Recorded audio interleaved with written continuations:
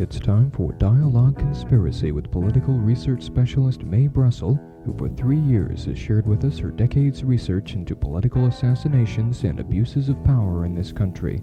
Her program relates the news of the week to emerging evidence about the conspiracy which allegedly maintains by force its control over the legislative and judicial processes in America. And now, here's Mae. Good afternoon. This is Mae Brussels in Carmel, California, August the 12th, 1974. It's a Monday afternoon out here. A lot has happened this week in the news pertaining to my research and work. I put things in a box every week, marked KLRB, as the news falls, and decide what to share with you these 45 minutes. And last night I spread things across at the top of a bed and a desk, and we could be going an hour a day for a month.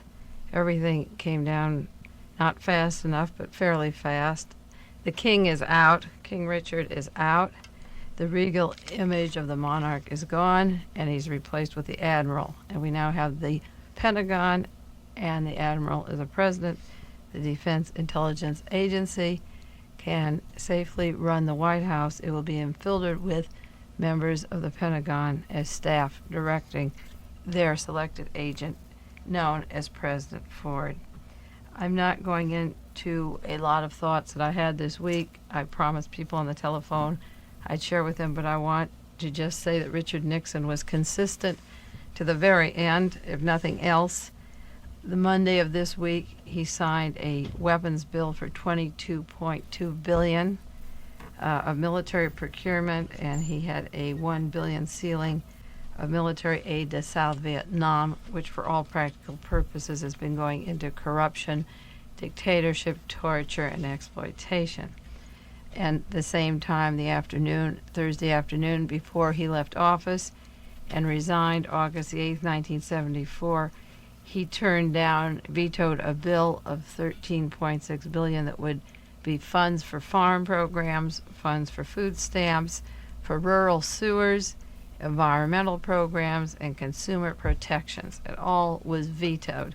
The money goes to weapons, and everything that goes towards a betterment of society is turned down. And if you think that's bad, wait till you see Gerald Ford's record, which we won't run down today.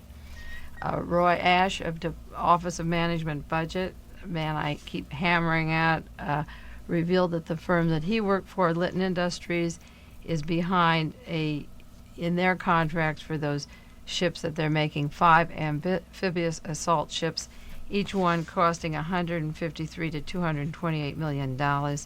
His overruns, he said, despite severe shortages of manpower and shipbuilding, he's delayed. His cost overruns on these terrible submarines, his 5 ships, are $100 million per ship.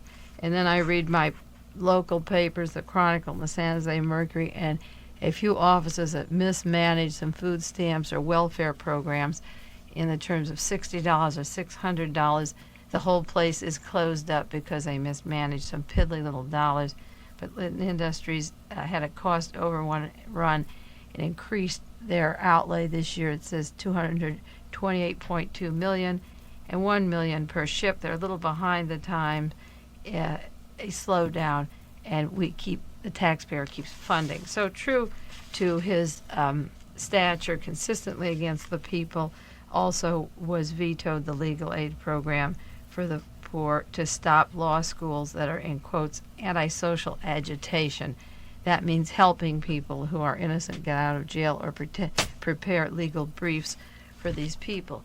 So Mr. Nixon has gone out in grand style, and he's consistent. At least we can say that about him.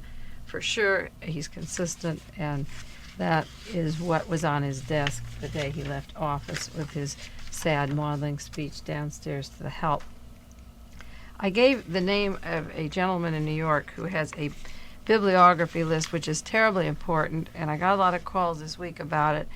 Send a quarter or so to this gentleman and ask for his organizational list or his bibliography list. His name is Lindsay Audin, Lindsay Audin, Lindsay Audin, 169 Main Street, Ossining, New York, OSSINING, New York, 10562. And he has 32 organizations or newsletters that are of tremendous value to people who want to see where I'm getting sources of my information. And I'll announce his address for about 5 weeks on the radio, and then I will indicate what some of these places mean, which ones to subscribe to, which are important. You can pick out some. He gives a description of the areas of concentration of each organization that's doing research or work. But it's important to send for this list because there's a wealth of information from 32 different organizations that are trying to alert people to what is happening in this country. And I received a lot of mail this week, about 40 letters for copies of The Realist and for bibliographies. If you write to KLRB, I forget to announce it at the end of the show, so I'm announcing it at the beginning, Box 3904. And if you send $2, I'll send you the last 3 articles I've done. The new one comes out this week. The new Realist article will be out Thursday. You can enclose an extra 50 cents if you want. And if you send self-addressed envelopes, I send free bibliographies of suggested reading, a good deal of books and magazines to get you to look up some information for yourself, not to believe the things I say, but to get you started on your own so that you have ammunition when you write to public officials to talk about situations coming down on us. There was an article in the paper this week by a Judge Leonard Friedman in Sacramento, California, who said our correctional system is a failure. And he asked for a master plan to change the correction system in California. He said a cog in the machinery of justice is the correctional institution. With their riots and bitterness, they are fundamental failures. He said Ronald Reagan wants to build more prisons to replace. It would be like remodeling an ancient leaky ship that should be replaced in toto. The prison system of California is based on a framework of myths. This is what Judge Leonard Friedman said. And he wanted a commission of laypersons and ex-convicts possibly to help get into some of the prison problems. And he suggested Assemblyman Walter Carabian, K-A-R-A-B-I-A-N, who's chairman of the Assembly Committee on Prison Reform in Sacramento. And I received many letters from people in the California prisons because the KLRB show reaches Soledad. The one from KZAP reaches Folsom and Vacaville and Tracy. The one on KPU in San Francisco is reaching San Quentin. And I come into the station, I received a beautiful letter from somebody at Folsom today who is jailed on a charge that he didn't commit he's innocent of the charges. The man who did the particular robbery could step forward and has, but people say he's not believable. The taxpayer is paying to keep these particular people, many of them in prison, without understanding that they could be on the outside. People have confessed to the crime that they're serving the time for. And the inhuman factor and the waste factor is so great in not understanding the relationship of the prisoner to the guard, to his neighborhood, to the importance of family visits, the importance of seeing former prisoners that they're cut off from, new friends and buddies they make, the person-to-person contact with the community, the need for ombudsman. And I've saved over the last 2 years hundreds of letters from prisoners, and I receive many every week. And if you, listening in prison, want me to represent you on this commission as a lay person, I have written to Assemblyman Walter Carabian in Sacramento. And if you write up there and you say, I want Mae Brussels as a layperson on your committee, that she understands our problems or seems to speak up for us, and if you have confidence in me, instead of writing to me and telling me, write up to Walter Carabian and say, if you're going to have this 2-year committee of persons investigating the California prisons, that you would like me to be on that committee if possible, and then I would like to go up to Sacramento and become part of restructuring what is a terrible system in California and see what I can do in something positive besides speaking on the radio about these things. Bring these letters, bring these individual situations, total them up, which is what I've been doing, and see what we can do about the situation. So those of you who care about prisoners who are on the outside or those who are on the inside who care about themselves, if you think I can help you, write to Sacramento and let's see what we can do. Well, Richard Nixon went out of office with a bang this week, and the newspaper was filled with conversations of the White House tapes. They seemed to be the straw that broke the camel's back. From terms of my research, I'm going to read to you on the air. I'm sure you read it in the newspapers, but I want to analyze it closely because it has to do with my first article in The Realist. It has to do with my 10 years research, and it came out in the Oval Room Conversations on June 23rd at 10:04 in the morning and also in the afternoon at 1:04. Now, the conversation has to do with the Bay of Pigs operation. And if you notice, it was just 4 days after the Watergate arrest, but Richard Nixon was not concerned about the gemstone papers or the entry into the Democratic headquarters. That wasn't his problem. He was worried about opening up the Bay of Pigs operation, which James McCord says in his book, the piece of tape, The Bay of Pigs, had already been written about many times. We knew that the gemstone papers, the entry into the Democratic headquarters, were burned. Howard Hunt's desk was opened up. Some of it was given to Patrick Gray, the acting head of the FBI, to burn. A moving van came and took away boxes of White House papers that belonged to the Plumbers, and it was destroyed in a private home. Just drove up to the White House, was all removed. The committee re-elected the president, put their papers into shredders. Soap bars were burned. The important thing was the President of the United States wasn't concerned about the Democratic headquarters or the tapes or the gemstone papers or the entry. He was concerned about the Bay of Pigs operation. Why? Let me read you the conversation, and I think it's important. Mr. Haldeman, now on the investigation, you know, the Democratic break-in, we're back in the problem area because the FBI is not under control, because Gray doesn't exactly know how to control it. And they have their investigation is now leading into some productive areas because they've been able to trace the money, not through the money itself, but through the bank sources and the banker, and it goes in some directions we don't want it to. And there's some things like an informant in the street of FBI to the FBI in Miami who was a photographer, who had a friend who's a photographer.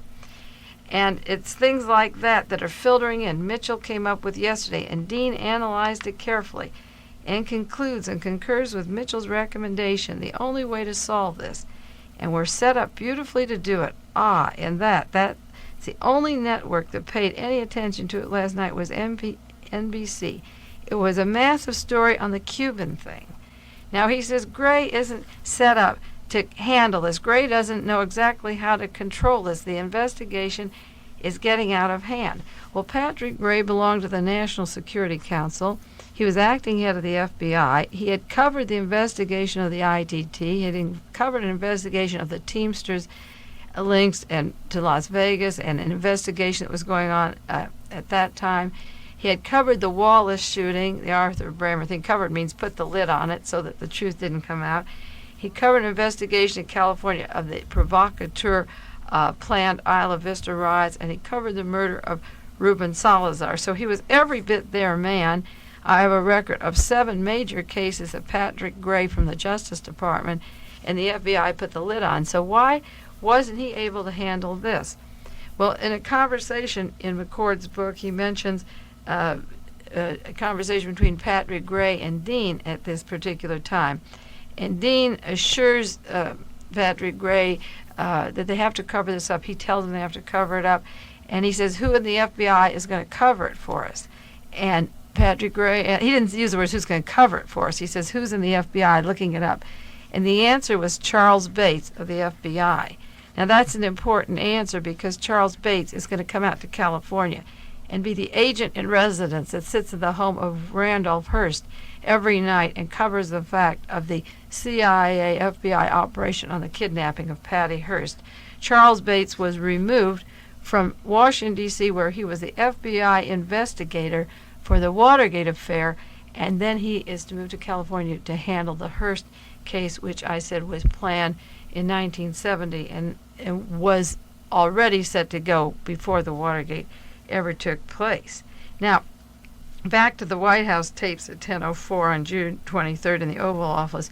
Haldeman says, now the way to handle this is for us to have Walters of the CIA call Patrick Gray, that's of the FBI, and say, stay the hell out of this. This is business we don't want you to go any further on. That's not an unusual development, and that would take care of that. And the president says, what about Pat Gray? You mean Pat Gray doesn't want to do this? Haldeman, Pat does want to. He does know how to, and he doesn't have any basis for doing it. Given this, he will have the basis. He'll call Mark Felt in, and Mark Felt is an FBI official in the high ones under Hoover. And then the two of them. Mark Felt wants to cooperate because he's ambitious. Now you see how the White House, the president, and his most closest advisor feel about the FBI. The FBI will cover up an investigation if a man is ambitious. I wonder if the tapes show how ambitious Charlie Bates was to move to California for the next order. So they're going to ask the CIA to cover the Cuban. Now, the conversation goes on. The president, this is the CIA, they've traced the money. Who'd they trace it to? Haldeman, well, they traced it to a name, but they haven't gotten to the guy yet. It's Ken Dahlberg. Haldeman says it's directly traceable. President, well, I mean, there's no way. I was just thinking, if they don't cooperate, what do they say? That they were approached by the Cubans. They'll say they were approached by the Cubans. That's what Dahlberg has to say, and the Texans have to say that too. Haldeman, well, if they will, but then we're really relying on more and more people all the time. That's the problem. They'll stop if we could take the other route. President, all right. Haldeman, and you seem to think that you can get them to stop? President, right, fine. Haldeman, they say the only way to do it is from the White House instructions. It's got to be Helms. And what's his name? Walters? Walters. And the proposal is for John Ehrlichman to call in Patrick Gray to call Mr. Walters, and then they would say that the FBI has ordered, the CIA has ordered the FBI not to go into the Cuban connection, the Bay of Pigs affair, you see. The president says, all right, fine, how do you call him in? I mean, you just say, well, we protected Richard Helms from one hell of a lot of things. And then they say, that's what Ehrlichman should say. So you see the double barrel here, the way I talk about political assassinations or conspiracies. You see the language. We'll get Mr. Feld of the FBI. He can cover this up because he's ambitious. So you work your way up if you cover conspiracies. And this is the team that was involved from the Bay of Pigs right up to through the Kennedy assassination, the Chappaquiddick, the Wallace, the Martin Luther King, all of the things I've been saying on these programs for 3 years and been writing about. But you take a man, in quotes, he's ambitious, or you take Helms, we protected him. Since when does the President of the United States, the Justice Department, have to protect Richard Helms? We know what they've all done. They rub each other's back, they scratch each other's back, they protect one from prosecution, investigation, they promote another, and the whole dirty team that's all still in power except for Nixon, who's out, is operating. Now, the president says, of course, this hunt, that will uncover a lot of things. You open the scab, there's a hell of a lot of things. We feel it would be very detrimental to have this thing to go any further. That involves these Cubans and Hunt and a lot of hanky-panky. And we have nothing, it has nothing to do with ourselves. And, well, what the hell? Did John Mitchell know about this? Now, you see, they're talking about the Cuban things. They're not talking about the Watergate at all. They're talking about the scabs, a hell of a lot of things that Helms knows, and they're going to use the Cubans to cover it.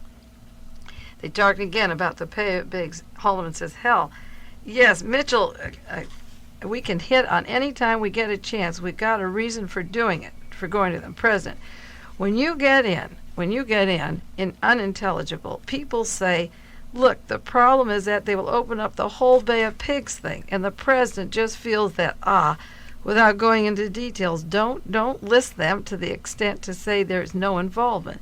Just say this is a comedy of errors without getting into it. The president believes it's going to open up the whole Bay of Pigs thing up again. And because these people are plugging for unintelligible, and they should call the FBI and unintelligible. Don't go into this case further, period. That's the president, if you can understand that language. Don't go into it, period. Now, it's 11 o'clock, and at 1 o'clock they've gone for their lunch. By then it's 11:39. Here's their next meeting on June the 23rd. Oval Office, Mr. Haldeman, 1:04 to 1:13. This is a meeting that took 9 minutes, I guess. President, okay, just postpone. Unintelligible. Just say unintelligible. Very bad to have that fellow E. Howard Hunt. He knows too damn much, and if he's involved, you happen to know that? If we get out this thing's involved, the Cuba thing, it would be a fiasco. It would make the CIA look bad. It's going to make Hunt look bad. It's likely to blow the whole Bay of Pigs thing, which we think would be bad for the country at this time and for American foreign policy. Just say to lay off. Tell him to lay off. Don't you? The president, don't you? He tells him to lay off. What was bad for the country? What is going to blow? Again, let me remind you, they're not talking about entering the Democratic headquarters.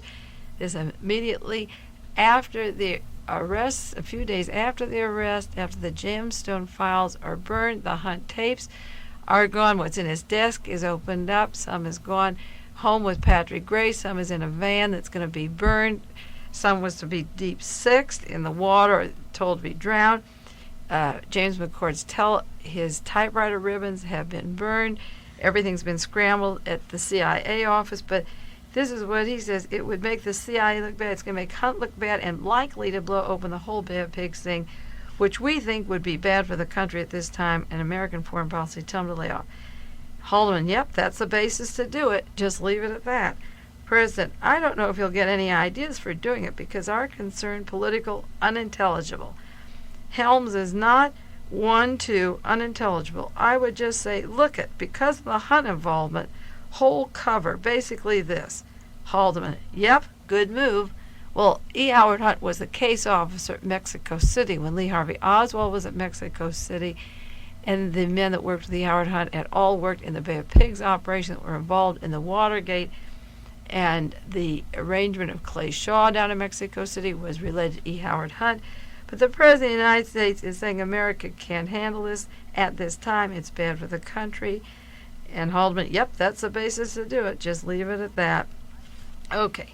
Haldeman says, I think Helms did too. Unintelligible. Said, I have no blank space. President, God, unintelligible. Haldeman, Gray called and said yesterday and said he thought unintelligible. President, who did? Gray? Haldeman, Gray called Helms and said, I think we've run into the middle of a CIA covert operation. Gray said that? The President says, yeah, and unintelligible. Said nothing we've done at this point, and unintelligible. Says, well, it sure looks to me like it is blank unintelligible. And that was the end of that conversation. Unintelligible. To the problem, it tracks back to the Bay of Pigs, and it tracks back to some other. The leads run out to people who had no involvement in this except by contacts and connections. But it gets to areas that are liable to be raised with a question mark. The whole problem, unintelligible Hunt. So at that point, he kind of got the picture. He said, we'll be very happy to be helpful. Unintelligible. Handle anything you want.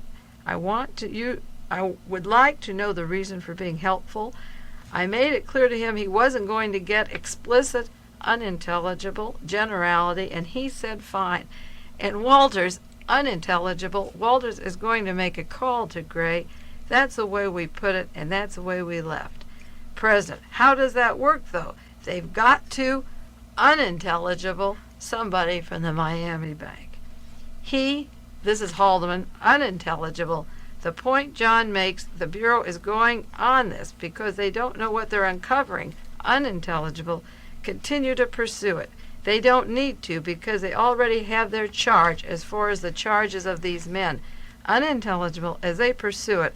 Unintelligible. Exactly what we didn't in any way we saw, we unintelligible. One thing Helms did raise. He asked Gray why they thought they had a run into a CIA thing. And Gray said because of the characters involved and the amount of money involved and a lot of dough. Unintelligible and unintelligible. Well, if you can make any sense out of that, let's turn to the realist. This was June 23rd conversation, and I was already starting my article in the Realist for 4 days called Why Was Martha Mitchell Kidnapped? And I just want to read about 3 sentences of this because at the same time that I was writing this article, in Carmel, California. That conversation was taking place at the Oval Office of the President of the United States. And in my article, I said the Watergate affair is too large for the Democratic Party to prosecute or investigate. The best objective minds, not like the hand-picked Warren Commission, must work together and follow the pieces of tape left in the door latch of the Watergate Hotel that led to the arrest and continue to open more and more doors. And in the article, I said all of the 5 men caught in the headquarters were connected with the CIA in some way, and the other relationship they had in common was they worked together for the CIA planned Bay of Pigs invasion. In the article on page 33, I said there is no way to know what capacity Howard Hunt was serving in the CIA when John Kennedy was killed, when Robert Kennedy was killed, when Martin Luther King was murdered, when Ted Kennedy's car was pushed into Chappaquiddick, when DM was removed by our CIA by a coup d'etat. This is from the Realist. All the elements necessary for this Squad 19 were assembled. 5 men skilled in cloak and dagger intelligence operations, all with CIA experience, veterans of the Bay of Pigs together, heavily and secretly financed, connect to military troops waiting for direct combat against radicals and left-wing groups, were all dining together and living at the Watergate Hotel at the time they were arrested in one bag. And then the article goes on, how do you recognize that CIA espionage plot? But at the time that I was writing that they were all cloak and daggers from the Bay of Pigs, they were all working for the CIA, they were heavily financed. I went ahead and wrote my article, and Patrick Gray was saying, this was in June 23rd, Gray was saying it was a CIA thing because of the characters involved, the amount of money involved, a lot of dough, and a lot of his unintelligibles. Well, I asked in that article 2 years ago, where was E. Howard Hunt when all this was taking place? Now we know that E. Howard Hunt was a case officer in Mexico City at the time Lee Harvey Oswald was assigned down there for his visit for several days. E. Howard Hunt and the plumbers were involved, Mr. Laswitz, in the Chappaquiddick affair, which will be coming out in the next year or so. Hunt was involved, and Laswitz, in the Wallace shooting, the Arthur Bremer and George Wallace in May of '72. That affair, Hunt was forging the documents that John Kennedy murdered DM in the White House just at the time I was writing the article and asking the question, and we know the involvement of the CIA in overthrowing Greece, which is coming out every day more and more now that they are removing these people from their country, hopefully. So I posed the question, where was E. Howard Hunt in those days? And other people in the last 2 years have put it together. Well, so much for that. I'd like to reread it. I should just spend the next 15 minutes rereading that. It's a classic, but you can look up your newspapers. It was the June 23rd conversation in the Oval Office. And the important thing to remember is that what the president held back the last and finally resigned about, the tapes he turned over, the thing that was the turning point, were conversations that had nothing to do with the Watergate Hotel. They had to do with the Bay of Pigs operation and his team that all worked together from that day on. And that's what he was afraid about, and that's what he was covering up.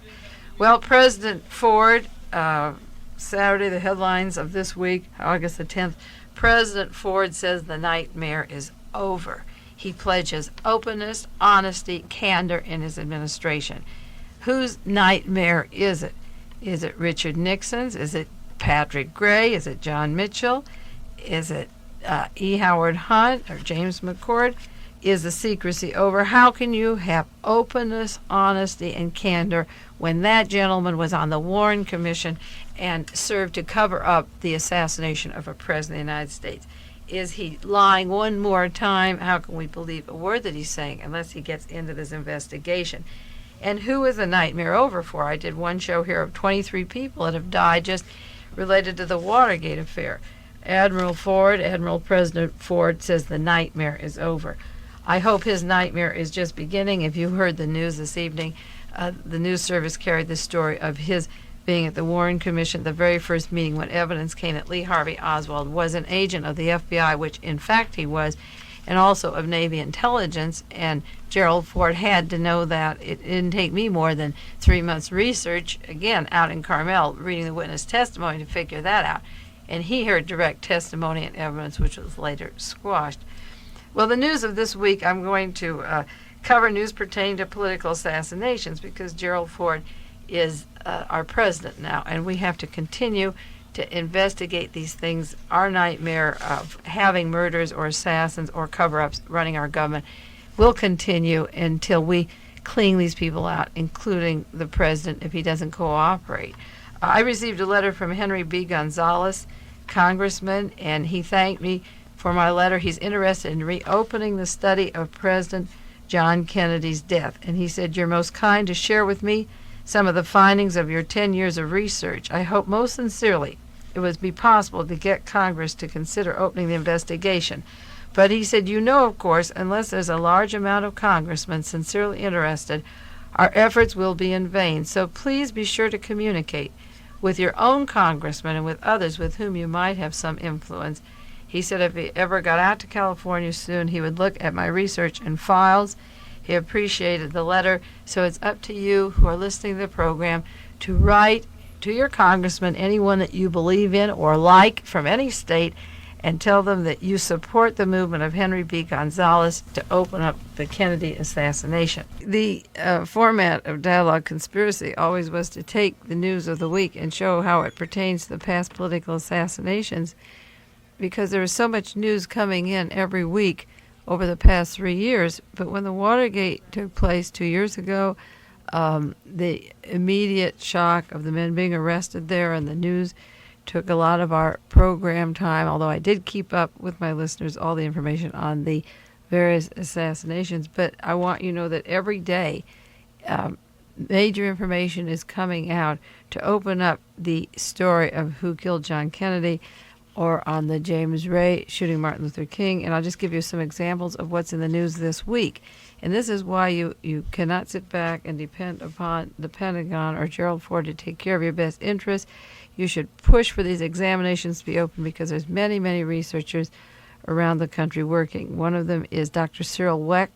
You know his name. He's a forensic pathologist, a coroner from Pittsburgh, and a lawyer who finally got into the National Archives after 7 years of research and requests to get in there, and discovered that the slides, the sections of Kennedy's brain were missing that would indicate that there was more than one gun shooting President Kennedy. If the chemical substances were different in different areas or parts of the body, it would indicate that there were 2 weapons. And now in a magazine called Forensic Science magazine, Dr. Weck has said this month that there are at least 2 kinds of bullet directions that killed John Kennedy. Based upon his research, one gunman was on the low floor or the west end of the building, the Texas School Depository building, another on the roof.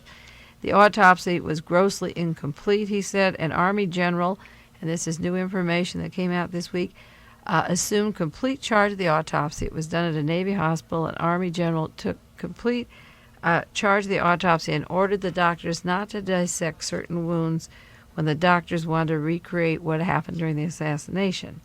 Also that came out this week is information from Penn Jones Jr. from Texas, who's written 3 books on the Kennedy assassination, with information on a character known to the researchers as the Babushka woman.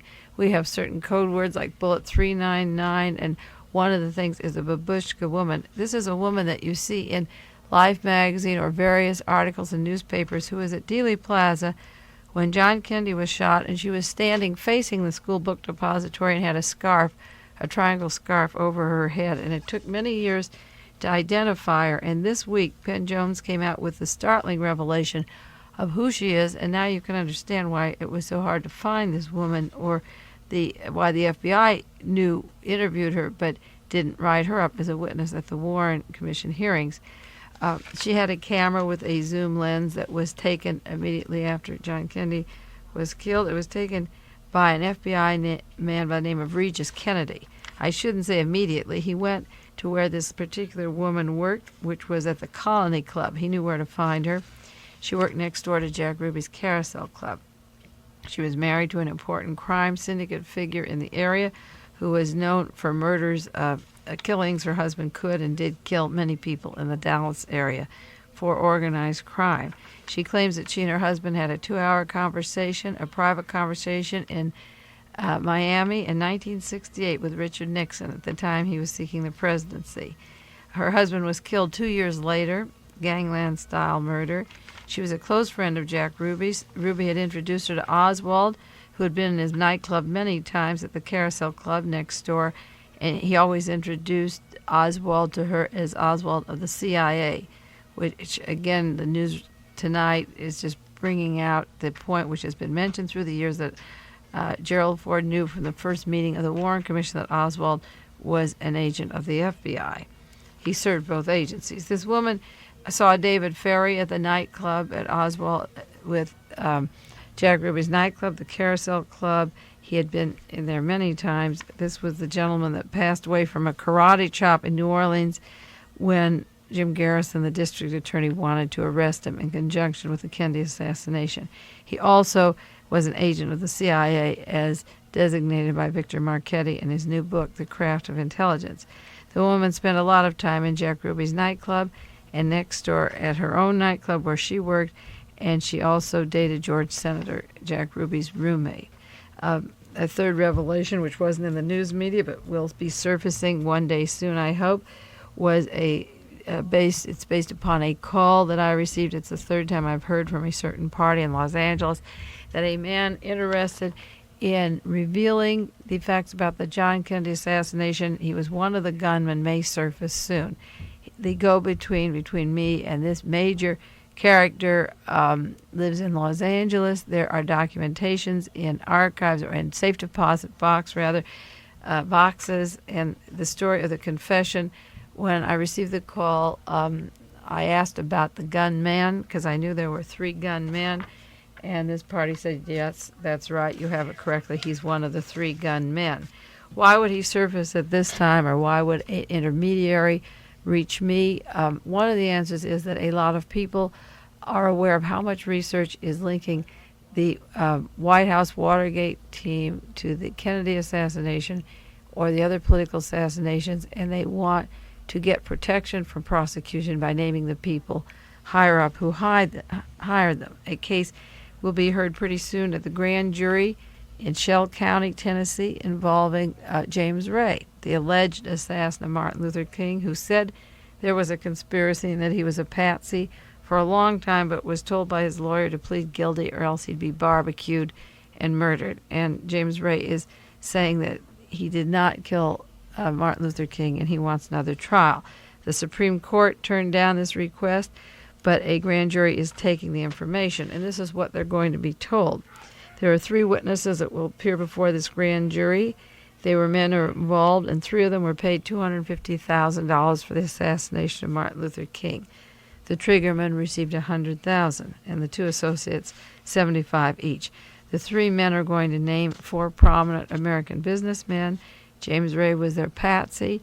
He escaped from the Missouri prison April 23, 1967, and within the same summer, by August, he met a man named Raoul, R-A-O-U-L, also known as Jack Armstrong, who offered him money for running drugs from Canada to Mexico, and that was to be the cover for those months until the following April, a year later, when they brought James Ray to Birmingham and to Atlanta and Memphis, Tennessee.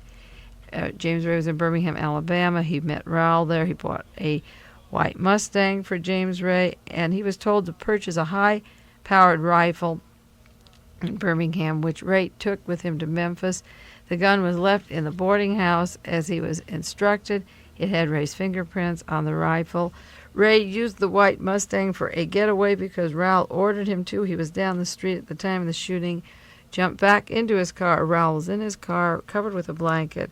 James Ray ended up in London and then was brought home, and there were 6 witnesses at the time of Martin Luther King was killed who said they saw a triggerman down below at the Lorraine Motel down on the street, not where the rooming house was that James Ray was alleged to have been in at the time. James Ray said in an interview in Look magazine right after the assassination of Martin Luther King that King had to be killed in an election year. You see, it was important to get the law and order vote, whip up the enthusiasm for a tough man already selected as a clandestine agent named Spyro Agnew, who in July down in Miami would take the nation by surprise.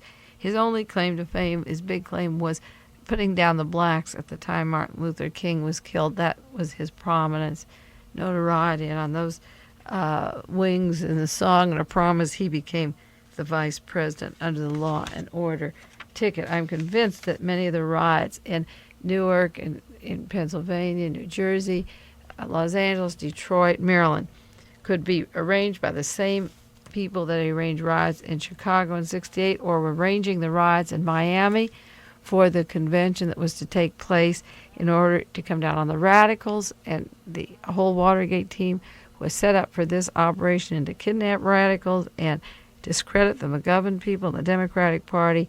The same kind of riots were arranged in 1970 to discredit the blacks.